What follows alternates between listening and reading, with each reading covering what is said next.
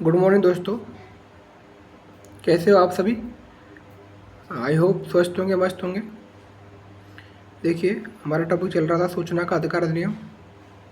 इसमें कुछ बाकी है, वो हम अभी पूरा करते हैं। और सूचना का अधिकार अधिनियम जो था 15 जून 2005 को राष्ट्रपति की स्वीकृति मिली और 12 अक्टूबर 2005 से संपूर्ण देश में लागू हुआ। ठीक है, इसके बारे में हमने पढ़ लिया था कि सूचना अधिकार अधिनियम में कौन कौन से मुख्य 4 स्तंभ हैं, वो पढ़ लेते हैं। जैसे जवाबदेहिता है, पारदर्शिता है, उत्तरदायित्व है और सहभागिता है। ये 4 इसके स्थायी स्तंभ थे, वो पढ़ लेते हैं। हम पढ़ेंगे सूचना का अधिकार क्या है, अधिकार क्यों है, क्या हेल्प होती है इससे। देखिए, सूचना का अधिकार अधिनियम ये एक ऐसा एक्ट है जो लोकतांत्रिक तरीके से सरकार को जनता से और जनता को सरकार से जोड़ता है। इसको हम सही ढंग से समझने के लिए प्रयास करेंगे। देखिए, सूचना का अधिकार क्या है। देखिए, नागरिकों को अपने जीवन को प्रभावित करने वाली नीतियाँ हैं, निर्णय हैं, कार्यक्रम हैं, उनके बारे में जानने का अधिकार है। जानकारी प्राप्त करने का अधिकार है, सूचना का अधिकार ही है। जानने का अधिकार ही सूचना का अधिकार है। ठीक है ना। इसमें आप केंद्र सरकार, राज्य सरकार, ब्लॉक, जिला, पंचायत की जानकारी, पूर्ण रूप से या आंशिक सहायता प्राप्त करने वाले निजी संस्थान हैं या जो भी गैर सरकारी उपक्रम हैं, उन सब से आप जानकारी, सूचना मांग सकते हैं, उनसे आप सूचना प्राप्त कर सकते हैं। ये सूचना अधिकार है। अब यह सूचना अधिकार क्यों है? लोकतंत्र में प्रमुख मुद्दा है कि जब तक हमारे पास सही जानकारी नहीं होगी तब तक हम नीतियों में सार्थक भागीदारी नहीं निभा सकेंगे। तो ये सही सूचना अधिकार है। सूचना अधिकार से हमें क्या मदद मिलती है? देखो, सही जानकारी या सूचना से निष्क्रियता और अव्यवस्था और अनियमितता और भ्रष्टाचार को रोका जा सकता है। ये कानून लोक प्राधिकरण संस्थाओं की जवाबदेही सुनिश्चित करता है, पारदर्शी बनाता है। देखो, ये वर्ड जो है ना, पारदर्शिता, ये पूछा हुआ है किसमें? ये वर्ड जो पूछा हुआ है जेल प्रेरी में। जवाबदेहिता, पारदर्शिता, इनको ध्यान रखना है। और ये जो भ्रष्टाचार है, इसके स्तर में कमी आती है इससे, तो ये आप ध्यान रखना। अब इसमें यह है कि सूचना के अधिकार से क्या हेल्प मिलती है, तो आप समझ गए होंगे। जवाबदेहिता और पारदर्शिता और भ्रष्टाचार कमी आती है, ये इसके मुख्य स्तंभ में ध्यान रखना। सूचना अधिकार 2005 क्षेत्र क्या है? RTI 2005 12 अक्टूबर 2005 को ध्यान रखना। 12 अक्टूबर 2005 से जम्मू कश्मीर छोड़कर पूरे देश में लागू हुआ। कोई भी नागरिक लोक प्राधिकरणों से समस्या जुड़ी समस्या सूचना प्राप्त करने का अधिकार है। मतलब वही बात है कि आप सूचना प्राप्त कर सकते हैं। ये इसमें यही दे रखा है कि कोई भी नागरिक है जो लोक प्राधिकरण से संबंधित कोई समस्या है तो उससे आप जुड़ी संबंधित कुछ सूचनाएं प्राप्त कर सकते हैं। ये आपका हक है, आपका सूचना जानने का अधिकार है। आगे क्या रहेगा, कौन मांग सकता सूचना? सूचना का अधिकार 2005 के तहत भारत के सभी नागरिकों को सूचना प्राप्त करने का अधिकार दिया गया है। सूचना कौन प्राप्त कर रहा है और इसका उद्देश्य क्या है, यह नहीं पूछा जाएगा। ये ध्यान रखना, इश्यू ध्यान रखना आप। सूचना कौन प्राप्त कर रहा है, इसका उद्देश्य क्या है, यह नहीं पूछा जाएगा। सूचना आप प्राप्त कर रहे हो तो कारण क्या है, तो आपको कारण बताने की कोई आवश्यकता नहीं है। ये लाइन ध्यान रखना है। सूचना प्राप्त करने वाला कोई भी हो सकता है। सूचना का अधिकार कानून की धारा 3, ये इम्पोर्टेंट है। धारा 3 में क्या लिखा हुआ है कि सभी नागरिकों को सूचना का अधिकार होगा। प्रत्येक नागरिक को सूचना का अधिकार होगा, धारा 3 ये कहती है। तो यही लाइन रख सकते हैं कि धारा 3 में क्या लिखा हुआ है। 4 ऑप्शन होंगे, ध्यान रखना उस चीज़ का। ध्यान रखना आपको, धारा 3 में क्या है कि सभी नागरिकों को सूचना का अधिकार होगा। ये लाइन ध्यान रखनी है, ठीक है ना। अगला है, सूचनाएं किससे मांगी जा सकती हैं? तो सूचना का अधिकार अधिनियम जो कानून है उसमें जो डिफाइन किया हुआ है, लोक प्राधिकरण है, उनसे मांग सकते हैं। जैसे सहायक लोक सूचना अधिकारी है, लोक सूचना अधिकारी है, राज्य सूचना आयोग है, उनसे हम सूचना मांग सकते हैं। आगे है, सूचना के अधिकार तात्पर्य क्या है? सूचना किसी प्रकार की कोई भी सामग्री हो सकती है। मैं सूचना आपको जो मिलती है ना, उसमें कोई भी सामग्री हो सकती है। जैसे कि आप अभिलेख है, कोई अभिलेख है, रिकॉर्ड है, या दस्तावेज डॉक्यूमेंट है, मीमो ईमेल है, या प्रेस रिलीज है, या सर्कुलर परिपत्र है, या कोई ऑर्डर है, कोई लॉग बुक है, या कोई संविदा है, या राजकीय पत्रावली है, या कोई रिपोर्ट है, कागजात हैं, वानगी नमूने हैं, सैंपल, या कोई इलेक्ट्रिक सांख्यिकी है, ये सामग्री आती है। और सूचना में आपको जो सामग्री मिलेगी ना, वो इनके माध्यम से मिलेगी, ठीक है ना। अभिलेख है, अभिलेख में क्या क्या शामिल होता है? अभिलेख में आपके कोई दस्तावेज है, या पांडुलिपि, या कोई पत्रावली आती है, ये ध्यान रखना। दस्तावेज को की माइक्रोफिल्म है या प्रतिलिपि है, वो ध्यान रखना। कंप्यूटर से या अन्य विधि से तैयार की हुई सामग्री है, कोई भी इलेक्ट्रॉनिक सामग्री, ये लिखा हुआ है ना इलेक्ट्रिकल, ये ध्यान रखना। ऐसी माइक्रोफिल्म में सकारात्मक चित्र का पुनरुत्पादन हो, कोई भी माइक्रोफिल्म बने जिसमें चित्र सहित उसका पुनरुत्पादन होना चाहिए, ये इससे अभिलेख का तात्पर्य है। चीज़ें ध्यान रखने की है कि अभिलेख में क्या क्या चीज़ें शामिल होती हैं। आगे देखिए, आगे है लोक प्राधिकरण जो होता है, तो दायरा क्या है, क्षेत्र क्या है उसका, व्यापक रखा हुआ है। इसमें जिला परिषद हैं, समितियां हैं, मंडल हैं, जनपद है, पंचायत है, ग्राम पंचायत है, नगर पालिका है, नगर निगम है, ब्लॉक अधिकारी हैं, आयुक्त कार्यालय हैं, सचिवालय हैं, वित्त पोषित जो सभी स्कूल हैं, कॉलेज हैं, विश्वविद्यालय हैं, या जो पब्लिक एरिया के जो बैंक हैं, सार्वजनिक क्षेत्र के जो उद्यम हैं, अस्पताल हैं, इन सब से आप सूचना मांग सकते हैं। ये आपका दायरा है, इन सब से आप सूचना मांग सकते हैं। अब देखिए ये इंपॉर्टेंट है इसमें कि लोक सूचना अधिकारी का कर्तव्य क्या बनता है। प्रत्येक जो लोक सूचना अधिकारी है, पब्लिक इन्फॉर्मेशन ऑफिसर जो होता है, उसका कर्तव्य क्या बनते हैं। कर्तव्य ये है कि सूचना जो है उसको आवेदक जो हैं जिन्होंने सूचना प्राप्त करने के लिए आवेदन किया है, उसका निपटारा करेगा। आवेदक की हर समय हर संभव उसकी हेल्प करेगा। जो लोग असमर्थ हैं, निसक्षम हैं, नेत्रहीन हैं, विकलांग हैं आदि व्यक्तियों को आवेदन लिखने में सहायता करेगा। और लोक सूचना अधिकारी PIO पब्लिक इन्फॉर्मेशन ऑफिसर का ये दायित्व है कि वे आवेदक द्वारा जिस प्रारूप में, जिस फॉर्मेट में सूचना चाही गई है, उसी फॉर्मेट में सूचना उपलब्ध कराई जाएगी। भाई उसने जिस प्रारूप में सूचना मांगी है ना, उसी प्रारूप में आपको सूचना देनी होगी। यदि आवेदित सूचना या विषय वस्तु किसी अन्य लोक प्राधिकरण कर्तव्य संबंधित है, मतलब दूसरा कोई लोक प्राधिकरण है, उसके कार्यों से संबंधित है, कर्तव्य मतलब कार्य, तो लोक सूचना अधिकारी है उस आवेदन को उचित अंश आवेदन प्राप्ति से अधिकतम 5 दिन में जिस कार्यालय के लिए है उसको ट्रांसफ़र करेगा और आवेदक को बिना विलंब के सूचित करेगा। मतलब 5 दिन लगेंगे। यदि अन्य लोक प्राधिकरण से संबंधित है, ठीक है ना, या अन्य विभाग से संबंधित है, तो 5 दिन के अंदर आपको उसको विभाग को संबंधित करेगा। इस प्रकार आपको 35 दिन के अंदर सूचना मिलेगी। ये ध्यान रखना है इस चीज़ में। अब सबसे इम्पोर्टेंट बात इसमें है कि आवेदन शुल्क क्या है, कि हम आवेदन करते हैं तो उसका शुल्क क्या है। आवेदक को अपने आवेदन पत्र के साथ 10 रुपये का शुल्क देना पड़ता है। कितने रुपये का? आवेदक को अपने आवेदन पत्र के साथ में 10 रुपये का शुल्क देना होगा, जो नकद दे दे, या चेक से, या ड्राफ्ट से, या पोस्टल ऑर्डर से दे सकता है। ये चीज़ें हैं, 10 रुपये देना ना, 10 रुपये आवेदन पत्र लगेंगे। अब सूचना शुल्क में क्या होगा? सूचना शुल्क में कुछ दे रखा है, कोई ये चीज़ें, किसी चीज़ की प्रतिलिपि की क्या रेट है, ठीक है, पेपर फॉर्मेट की क्या रेट दे रखी है, वीडियो कॉन्फ्रेंसिंग क्या रेट दे रखी है, वो देखेंगे आप। इसमें लिखा हुआ है किसी दस्तावेज डॉक्यूमेंट की छाया प्रति प्राप्त करने के लिए सामान्यतया 2 रुपये प्रति पृष्ठ लिया जाएगा। ध्यान रखना, 2 रुपये प्रति पृष्ठ लिया जाएगा, मतलब 2 रुपये प्रतिलिपि पृष्ठ लिया जाता है। प्रतिलिपि के 2 रुपये प्रति पृष्ठ लिया जाता है, ये ध्यान रखना। यदि कोई फ्लॉपी है या CD है, उसमें आपको सूचना चाहिए है या इन्फॉर्मेशन चाहिए, तो आपको 50 रुपये आवेदन करना होगा।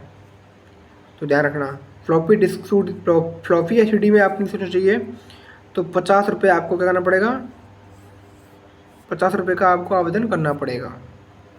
और जो BPL वाले हैं, APL वाले 10 रुपये देने पड़ेंगे। BPL वाले व्यक्तियों के लिए तो ये सबसे निःशुल्क है, ध्यान रखना इस चीज़ का। BPL वालों को कोई भी शुल्क नहीं है। सूचना प्राप्त करने की समय सीमा, आपको सूचना कब तक मिलनी चाहिए, उसकी समय सीमा होती है कि लोक सूचना अधिकारी जो होता है, पब्लिक इन्फॉर्मेशन ऑफिसर जो होता है, उसके पास आवेदन करने पर आवेदन के 30 दिनों के अंदर तथा सहायक लोक सूचना अधिकारी के पास 35 दिन यानी 5 दिन एक्स्ट्रा होंगे, क्योंकि ये लोक सूचना अधिकारी जो है सहायक अपने असिस्टेंट पब्लिक इन्फॉर्मेशन ऑफिसर के पास में ट्रांसफ़र करेगा, तो 35 दिन लगते हैं। ठीक है, ध्यान रखना ऐसा से इम्पोर्टेंट यही है। और किसी की व्यक्तिगत जीवन है या स्वतंत्रता है उसके बारे में सूचना है तो वो आपको 48 घंटे में 2 दिन में देनी होगी। ये लाइन ध्यान रखना, पूरी आए हुए क्वेश्चन है ये, पूरे आए हुए हैं। किसी व्यक्ति का जीवन और स्वतंत्रता के बारे में सूचना देनी होगी तो 48 घंटे देनी होगी। 48 आवर यानी 2 दिन देनी होगी, 2 दिन में 48 आवर दे होगी। जब सूचना तीसरे व्यक्ति से संबंधित है, मतलब तीसरे थर्ड पार्टी से संबंधित है, तो उसको नोटिस देना पड़ेगा और समय सीमा 40 दिन हो जाएगी। ये ध्यान रखना है, इंपॉर्टेंट है ये। शुल्क की सूचना के बारे में क्या है? यदि लोक सूचना अधिकारी सूचना देने का निर्णय लेता है तो उसका दायित्व है कि वह सूचना मांगने वाले को मांगी गई सूचना के लिए चुकाए गए शुल्क के बारे में सूचित करता है। यदि अधिकारी सूचना उपलब्ध करवाने निर्धारित अवधि को पार कर लेता है तो सूचना निःशुल्क दी जाएगी। ध्यान रखना, यदि वो अपनी अवधि को पार कर लेता है तो सूचना उस आवेदक को निःशुल्क उपलब्ध करवाई जाएगी, उसे कोई शुल्क नहीं लिया जाएगा। तो ये चीज़ ध्यान रखना। अब देखना आवेदन का तरीका क्या है। आवेदन आप कैसे करेंगे? आवेदन जो है आप व्यक्तिगत रूप से पर्सनली कर सकते हैं लोक सूचना अधिकारी को, या सहायक लोक सूचना अधिकारी के पास जमा करवाया जाता है। उसे डाक से, फैक्स से, ईमेल से भेज सकते हैं, और डाक से भेजेंगे तो पंजीकृत डाक होना चाहिए। और व्यक्तिगत आवेदन जमा कराने पर आपको उसकी पावती मिलेगी, और पावती पर आवेदन को प्राप्त करने का समय, स्थान, तिथि आदि का नाम का उल्लेख होगा। अब ये सबसे इम्पोर्टेंट है कि कौन सी सूचनाएं हैं जो अदेय हैं। अदेय मतलब जो जो जो जो हम दे नहीं सकते, ये ध्यान रखना। कौन सी सूचना है जो अदेय हैं? देखिए धारा 8 में लिखा हुआ है कि हम ये सूचनाएं आवेदक को नहीं देंगे, इनकी मना कर रखी है कि हम ये सूचनाएं आवेदक को नहीं देंगे, ये ध्यान रखना। देखिए पहली सूचना है ऐसी सूचना जिसमें देश की एकता अखंडता प्रभावित होती हो, वो सूचना हम नहीं देंगे। ऐसी सूचना जिससे अपराध को बढ़ावा मिले, उसको हम नहीं देंगे। देश या राज्य की सुरक्षा है, रणनीति है, विज्ञान है, आर्थिक मामले हैं, उनमें हम गोपनीय जानकारी है, उसको नहीं देंगे। ऐसी सूचना जिससे राष्ट्र के संबंध प्रभावित हो, जो दूसरे राष्ट्र हैं उनसे हमारे संबंध है वो प्रभावित हो, वो सूचना आपको नहीं दी जाएगी। विदेशों में से प्राप्त गोपनीय सूचनाएँ वो नहीं मिलेंगी। मंत्रिमंडल से संबंधित दस्तावेज हैं जिससे न्यायालय या ट्रिब्यूनल की अवमानना होती है, अधिकरण की अवमानना होती है। संसद या विधानसभा के विशेष अधिकारों का वर्णन होता है। ऐसी सूचना जिससे व्यक्ति को लाभ होता हो, ध्यान रखना चीज़ का, ऐसी सूचना जिससे व्यक्ति को लाभ होता हो वो भी नहीं देंगे, ध्यान रखना। ऐसी सूचना जिससे व्यक्ति को लाभ होता हो ये सूचना भी नहीं दी जाएगी, धारा 8 कहती है।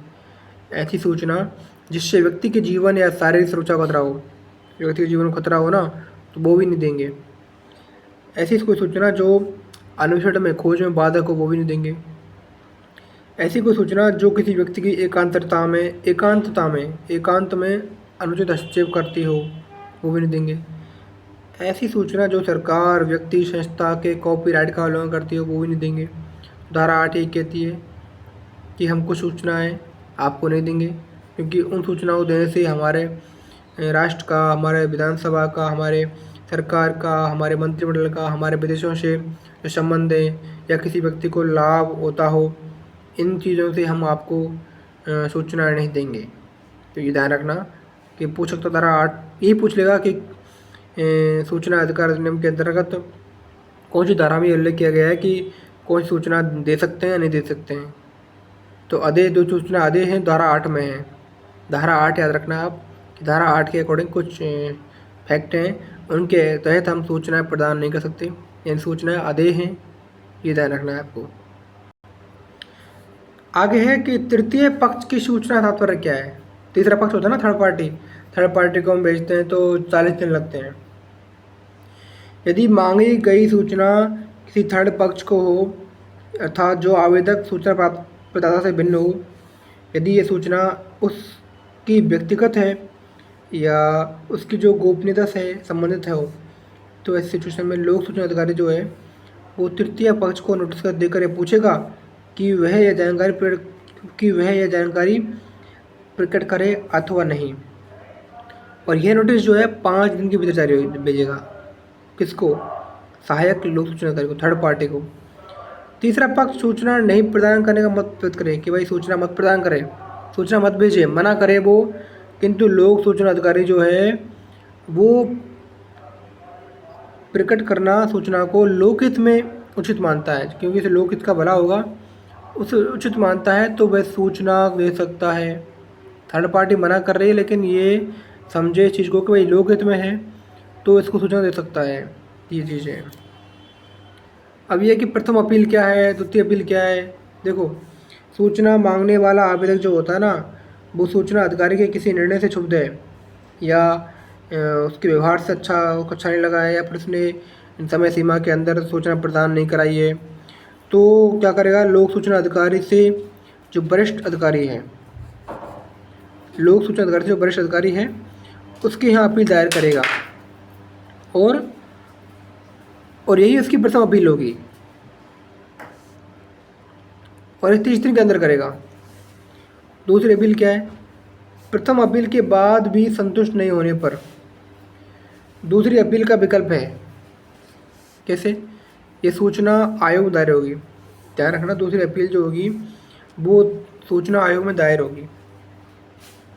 केंद्र सरकार संबंधी मामले होगा तो केंद्र सूचना आयोग में, और राज्य सरकार संबंधित तो राज्य सूचना आयोग में ये सूचना दी जाएगी।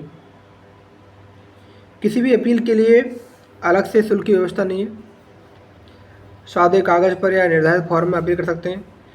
प्रथम अपील जो है वो सूचना प्राप्ति के बाद 30 दिन के अंदर होगी। आप प्रथम अपील कर रहे हैं तो वो सूचना प्राप्ति के 30 दिन के अंदर होगी। सूचना प्राप्त हुई है उसके बाद में फिर वो 30 दिन के अंदर होनी चाहिए। कि जैसे आज सूचना प्राप्त हो गई आपको तो इसके बाद 30 दिन के अंदर करानी है आपको। द्वितीय अपील जो है, जो राज्य सूचना आयोग को दायर होती है, वो निर्णय की डेट से 90 दिन के भीतर अपील कर सकते हैं। तो ध्यान रखना, प्रथम अपील किसको करते हैं, कब करते हैं, कितने दिन के भीतर करते हैं, दूसरी अपील कब करते हैं, ये ध्यान रखना। आगे है राज्य सूचना आयोग जो है उसकी कुछ पावर हैं, शक्तियां हैं। देखिए क्या क्या पावर हैं। राज्य सूचना आयोग में युक्त कारणों की स्थिति में जांच दिए जाने की शक्तियाँ देते हैं। आयोग को निम्न दीवानी न्यायालय से जो ये सूचना आयोग जो है ना, इसको सिविल या दीवानी न्यायालय की कुछ शक्तियाँ प्राप्त है। जैसे के लिए वो किसी व्यक्ति को बुलाना चाहता बुला सकता है, उसको प्रेजेंट होने के लिए बाध्य करना, मौखिक या लिखित सशपथ साक्ष्य देना, दस्तावेज प्राप्त करने में व्यवस्था कर सकता है, और किसी भी डॉक्यूमेंट की तलाशी कर सकता है, और शपथ पत्र पर एफिडेविट पर साक्ष्य ले सकता है, किसी कोर्ट या ऑफिस से कोई सार्वजनिक अभिलेख है या प्रतिलिपि मंगा सकता है, ये शक्ति है इसकी। साक्ष्यों और दस्तावेजों के टेस्टिंग के लिए वो समन बुलावा जारी कर सकता है। लोक प्राधिकरण से परिवादी को हुई हानि या अन्य क्षति को पूर्ति करवाने की स्थिति है इसमें। तो ये लोक प्राधिकरण की वजह से जो आवेदक है, परिवादी है, उसको जो हानि हुई है या क्षति हुई है उसकी पूर्ति करवाने की शक्ति इसमें पास में है। राज्य सूचना आयोग जो होता है उसके पास में आवेदन निरस्त करने का अधिकार है। ध्यान रखना कि वो आवेदक के आवेदन को निरस्त कर सकता है, ये अधिकार राज्य सूचना आयोग के पास में है। सूचना आयोग का निर्णय जो होता है वो समस्त सहायक लोक सूचना अधिकारियों और लोक सूचना अधिकारियों, समस्त कार्यालयों, अधिकारियों तथा कार्मिकों के लिए मान्य बाध्यकारी होगा। धारा 19(7) में लिखा हुआ है कि सूचना आयोग का जो निर्णय होता है वो इस सूचना अधिकारी, लोक सूचना अधिकारियों पर, कार्यालयों पर बाध्यकारी होता है। धारा 19(7) ध्यान रखना, ठीक है। धारा 19(7) में चीज़ लिखी हुई है कि बाध्यकारी होता है। राज्य सूचना आयोग का जो निर्णय होता है वो अधिकारियों के लिए बाध्य होता है, ये ध्यान रखना। देखो इसमें क्या है, दंड का प्रावधान है। यदि संबंधित लोग जो लोक सूचना अधिकारी जो है, पब्लिक इन्फॉर्मेशन ऑफिसर जो है, वो एक समय सीमा में प्रार्थना पत्र प्राप्त नहीं कराता है या सूचना उपलब्ध नहीं कराता है, तो समय सीमा पश्चात विलम्ब के लिए डेली प्रतिदिन 250 रुपये का दंड है। जो अधिकतम कितना होगा 25,000 रुपये होगा, ये ध्यान रखना आप। डेली का तो 250 है और जो अधिकतम मैक्सिमम होगा 25,000 रुपये। और ये सूचना आयोग जो है वो इस लोक सूचना अधिकारी पर आरोपित कर सकता है। तो दंड का प्रावधान इतना है, सूचना समय पर नहीं देने पर या सही सूचना उपलब्ध नहीं करवाने पर यह इसका दंड है। सूचना आयोग के आदेशों की चुनौती कर सकते हैं। ठीक है, देखना, आयोग द्वारा पारित किए गए किसी आदेश को किसी भी न्यायालय में आप चुनौती नहीं दे सकते। ठीक है ना, आयोग ने कोई आदेश पारित किया है उसको आप किसी भी कोर्ट में आप चैलेंज नहीं कर सकते हैं। ठीक है ना, लेकिन हाई कोर्ट और सुप्रीम कोर्ट का मौलिक अधिकार क्षेत्राधिकार होता है, वहाँ जाया जा सकता है आपको। सूचना का अधिकार अधिनियम धारा 27 कहती है कि नियम बनाने की शक्ति जो है वो समुचित सरकार के पास में है, समुचित सरकार के पास में है। ठीक है, नियम बनाने की शक्ति किसके पास में है? समुचित सरकार के पास में है। बनाए गए नियम जो हैं अधिसूचित किए जाने के पश्चात संसद या राज्य विधानसभा के सदन में रखे जाएंगे। नियम बनाने की शक्ति किसके पास में है? समुचित सरकार के पास में है। और नियम बनाए गए या अधिसूचित किए गए हैं उसके पश्चात संसद के पास में या राज्य विधानसभा में रखे जाएंगे, ये ध्यान रखना आप। इसमें ये बात ध्यान रखना, सूचना क्या है? सरकारी विभागों में इस संदर्भ में भ्रांतियाँ हैं कि लोक सूचना अधिकारी की स्पष्ट स्थिति व जवाबदेही या थर्ड पक्ष या कानून की धारा 7(5) और धारा 7(3) में उल्लिखित शुल्क की स्थिति क्या है, बीपीएल की वैधता, अपील अधिकारी की स्थिति, शिकायत अपील में अंतर, अवधि गणना आदि स्पष्ट किया नहीं जा सकता है। और इसमें लिखा हुआ है कि सूचना अधिकार कानून का सर्वाधिक महत्वपूर्ण पहलू धारा 4(1) के तहत 17 श्रेणियों की सूचना बिना नागरिकों की मांग के स्वतः प्रकाशित होंगी। ये जो 17 श्रेणी की सूचना है ना, इसके लिए बिना मांग के ये आपको ऑटो प्रकाशित करनी होंगी। लिखा हुआ है इसमें कि औपचारिक इच्छा मात्र रह गई है। 17 श्रेणियों की सूचना जो हैं वो प्रकाशित करने के दायित्व को सार्वजनिक संस्थाओं ने ऐच्छिक उत्तरदायित्व मान करके प्रकाशन को इच्छा पर मान लिया है, जबकि अधिनियम धारा 4 ये कहती है कि सूचनाओं का प्रकटीकरण अनिवार्य है। धारा 4 ये कहती है, लेकिन लोगों ने क्या है, ऐच्छिक मान लिया है, ये अनिवार्य है। ये आवेदकर्ता के बिना मांगे पर सूचनाएं स्वतः प्रकाशित होनी चाहिए थी, धारा 4 ये कहती है।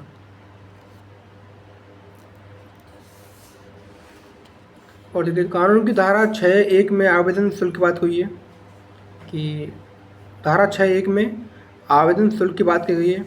यह राशि कितनी होनी चाहिए स्पष्ट नहीं है। राजस्थान में 10 रुपये निर्धारित कर रखी है एपीएल के लिए, बीपीएल के लिए निःशुल्क है।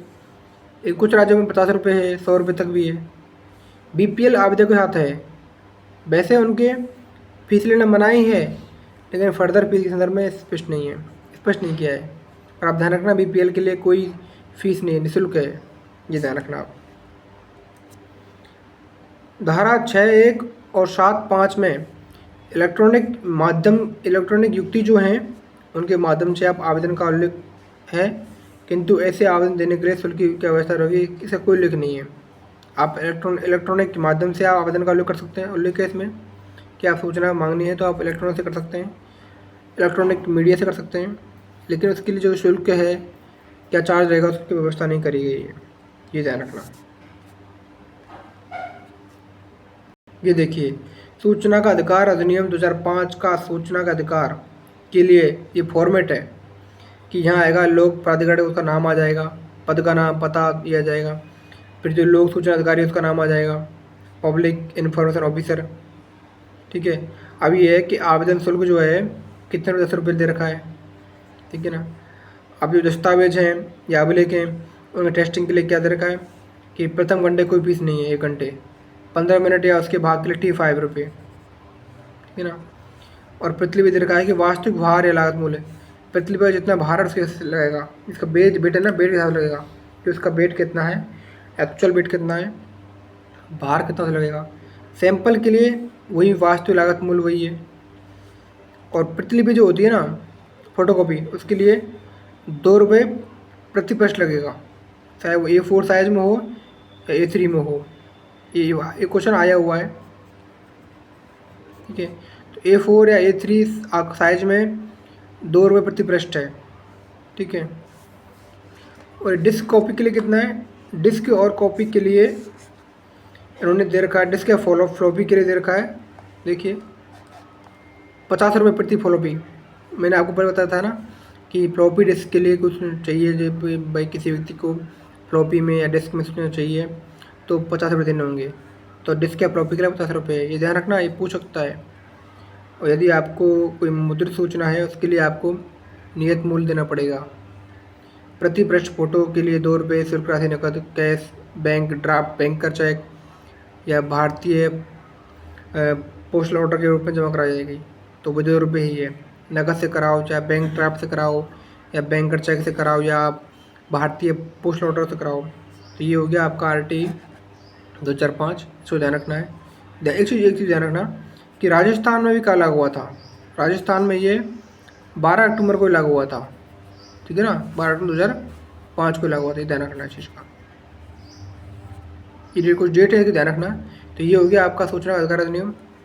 और दूसरी बात मैं कहना चाहता हूँ कि अब हम नेक्स्ट वीडियो में इसके जो आए हुए क्वेश्चंस हैं जेल ब्रेरी में ना, और भी एग्जाम्स में से क्वेश्चन आए हुए हैं, बहुत सारे क्वेश्चन करेंगे। क्या हो सकता है कि कभी कभार आए क्वेश्चन जो है वो रिपीट हो जाते हैं, इसलिए हम वो भी करेंगे। इसलिए आप ये वीडियो को देखिए और आगे भी आने वाली वीडियो को देखना, आपको उसमें से ज़रूर क्वेश्चन मिलेंगे। इसमें जो पढ़ा है उसमें से आपको बहुत ज़रूर इम्पोर्टेंट आपको लाइनें हैं, ये सभी पढ़नी है। इसमें से आपको क्वेश्चन मिलेंगे, ध्यान रखना। इसलिए आप पढ़ाई करें अच्छी तरह से, और जो हम कंटेंट डिलीवर कर रहे हैं उस पर विश्वास करें। यही आपका एकमात्र साधन है जिससे आप अपने लक्ष्य को पार कर सकते हैं। ठीक है दोस्तों, okay, thank you so much.